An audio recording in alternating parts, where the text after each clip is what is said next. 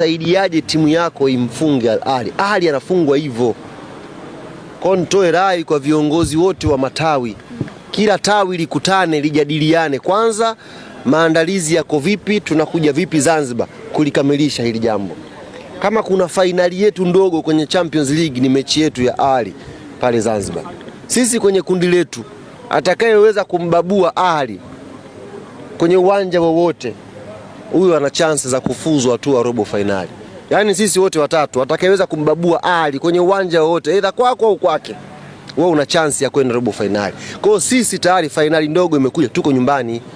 Na Ahly ana pointi 7, hajafuzu bado. Akili yake inaweza kumtuma katika uwanda wazimu, bwana mimi nichukue 3 hapa nina 10 nipumzike.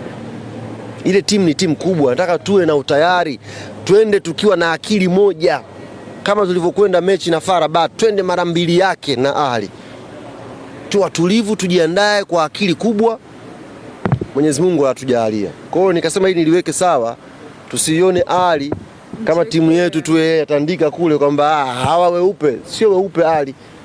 Sio weupe, ni moja ya timu kubwa, timu tishio Afrika.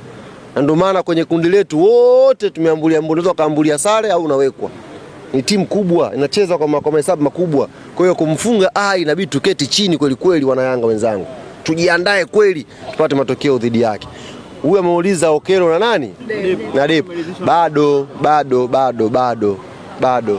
Bado. Tuwapeni subira. Kwa mfano Depu ndo kwanza amecheza mechi yake ya pili, ambayo kwanza ameanza lakini ya pili akiwa na Yanga, bado hajakuwa na sessions za kutosha na wenzake. Hivyo na Alan Okelo.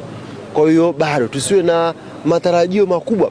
Tuwapeni nafasi ya wachezaji kwanza wa train vya kutosha na timu, wapate ile chemistry nzuri na wenzao, tutakuja kufaidi matunda yao makubwa sana. Sasa hivi wachezaji ukiwaangalia wanaonyesha quality yao ilipo, lakini tunataka wa train zaidi na wenzao, wajitume zaidi. Jitu kama Depu lifanye sana mazoezi liwe sawa vizuri, ile Okelo lifanye sana mazoezi vizuri, alafu inshallah ndani ya muda mfupi tu hapo tutaanza kunufaika na matunda yao.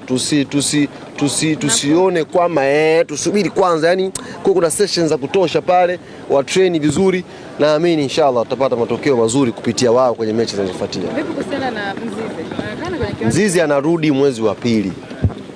Kwa Mzize mechi hii hapa na Al Ahly hata kuwepo. Mzize mechi na FAR Rabat tutakuwa na merudi hata kuwepo. Mzize mechi na JS Kabylie. Sasa huko hakika hiyo JS Kabylie Zanzibar, hiyo Mzize anaweza akacheza inshallah. Kama